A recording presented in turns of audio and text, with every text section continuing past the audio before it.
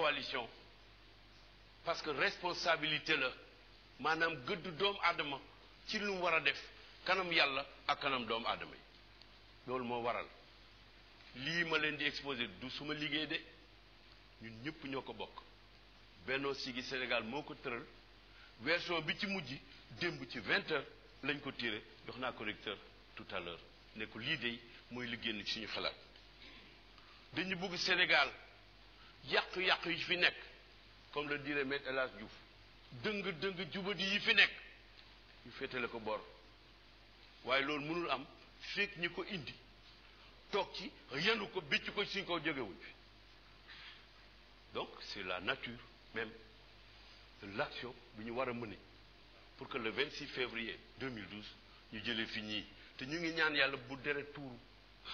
Les 10 minutes de présentation sont épuisées. Merci beaucoup. Nous allons appeler à rejoindre ce plateau en face de moi les panélistes. D'abord, Dr Benjamin Ndong qui va s'occuper du panel économie.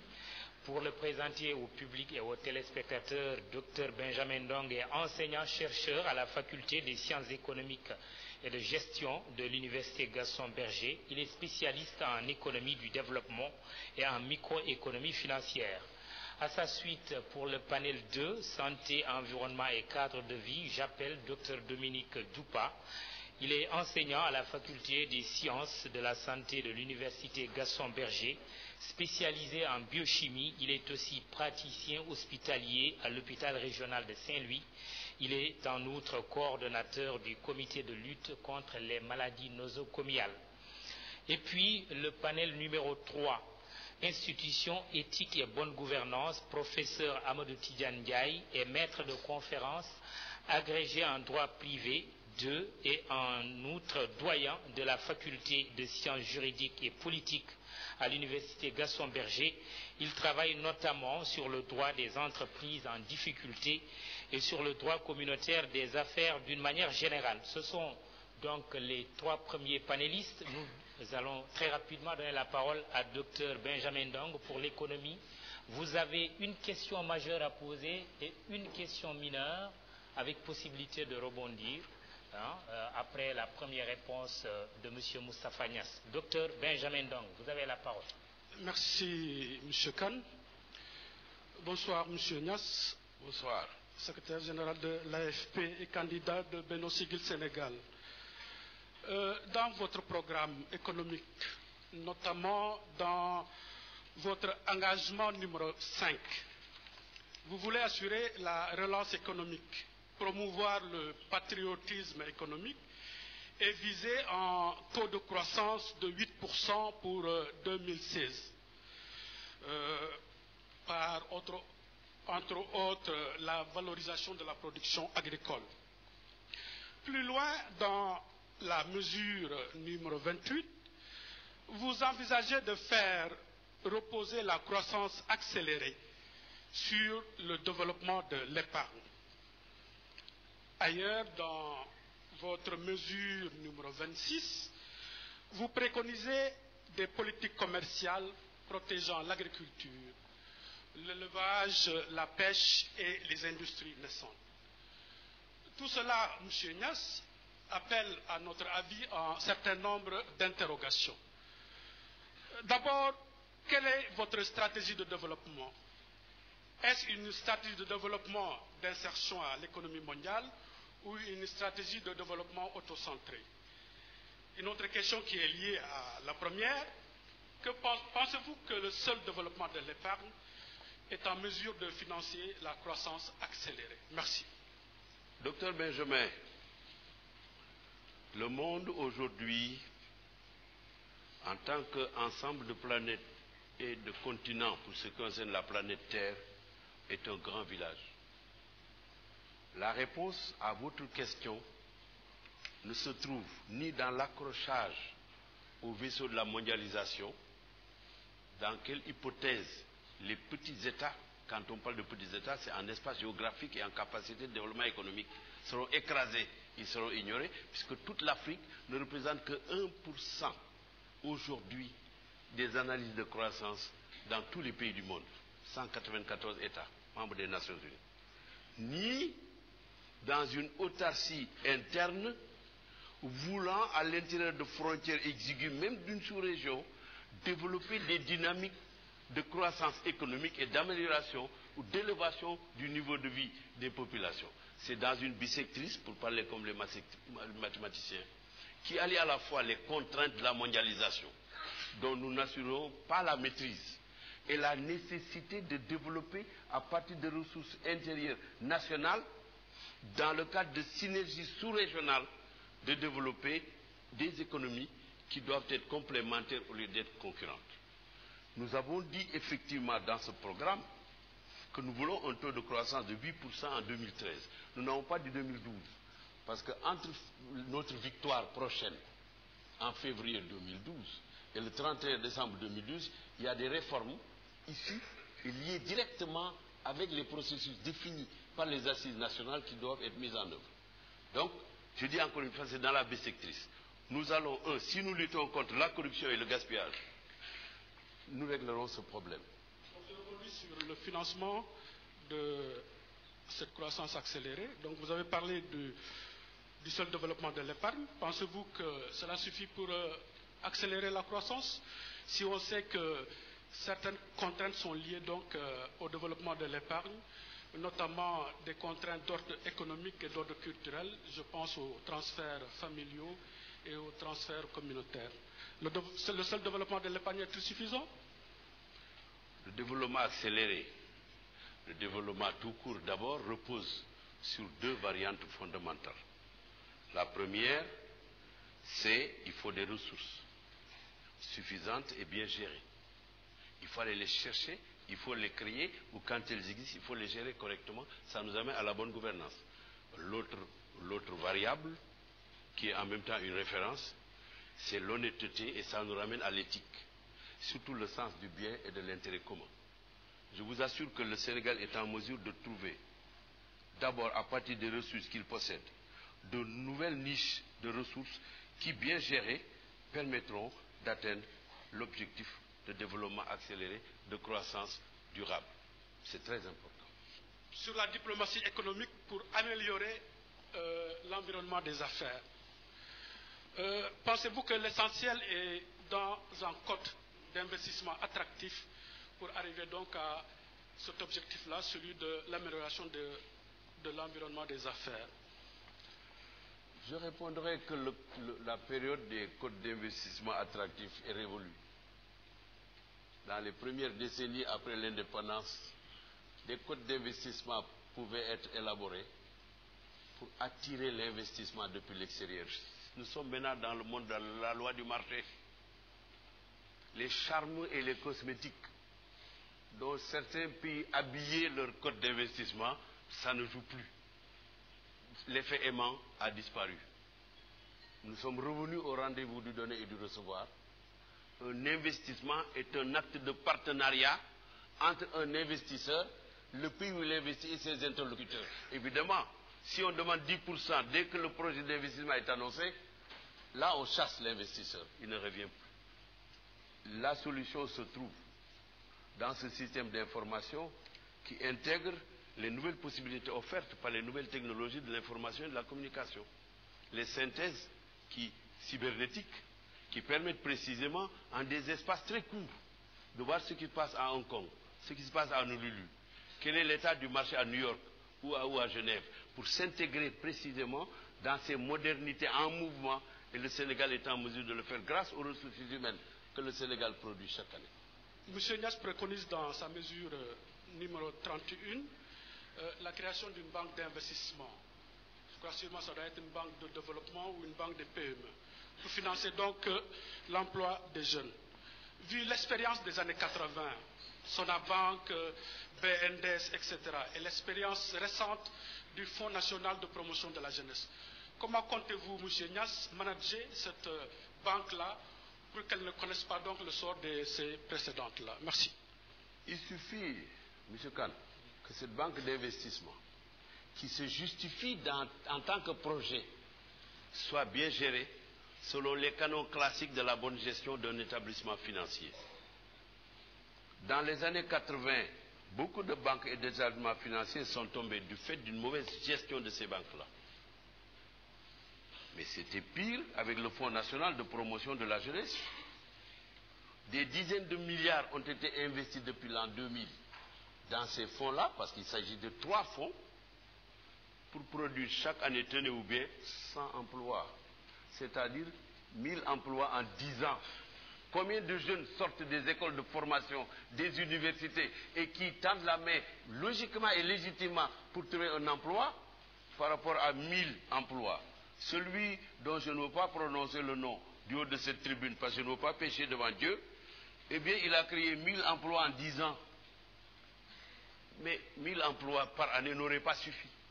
Avec ces fonds-là, on a créé 1000 emplois en 10 ans. Cette banque sera gérée avec, je dis bien, des mécanismes de surveillance et de contrôle réguliers qui permettront aussi, en cas de faute, de poursuivre au plan pénal ceux qui auront fauté. Très bien.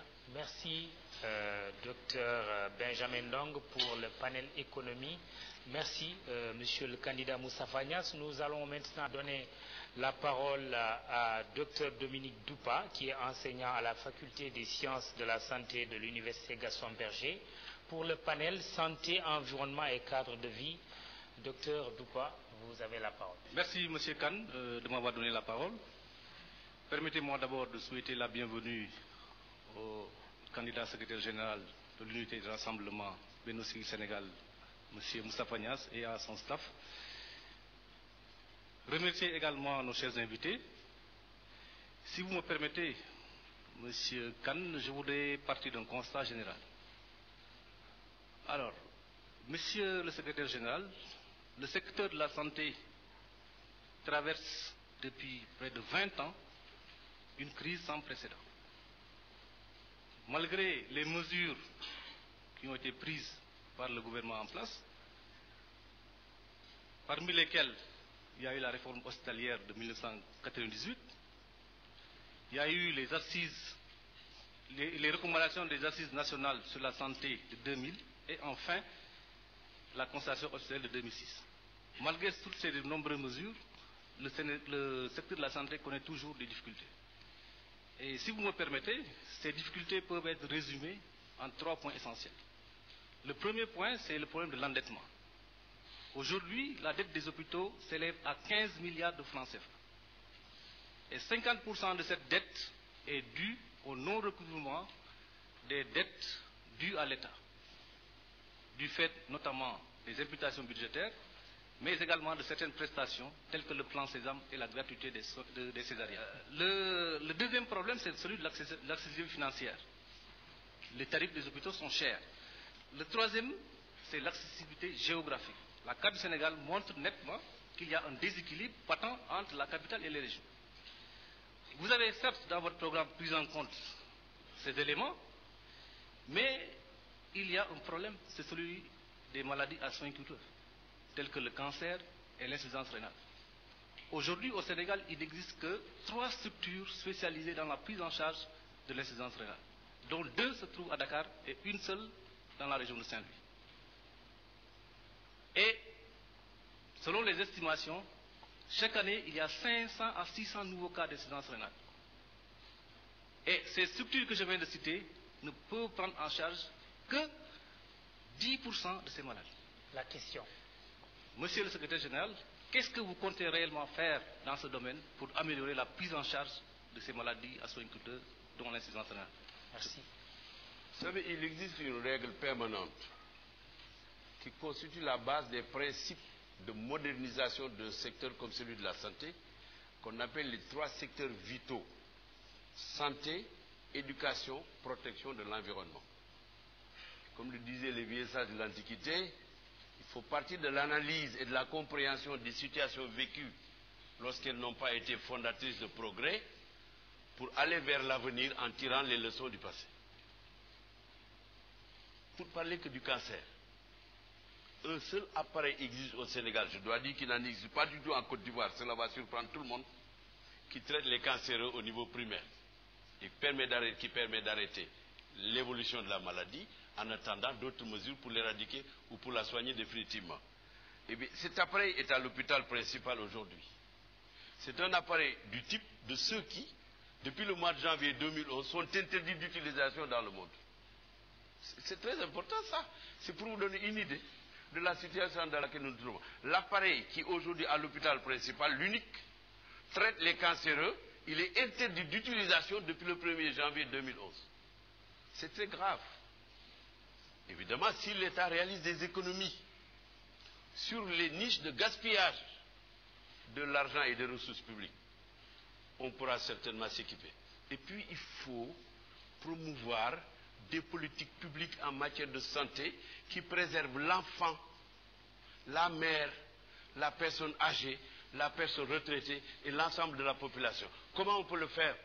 Alors, il faut de la générosité et ne pas être voleur. Le mot voleur, c'est le voleur. Le voleur, c'est le voleur. Préserver les ressources naturelles humaines.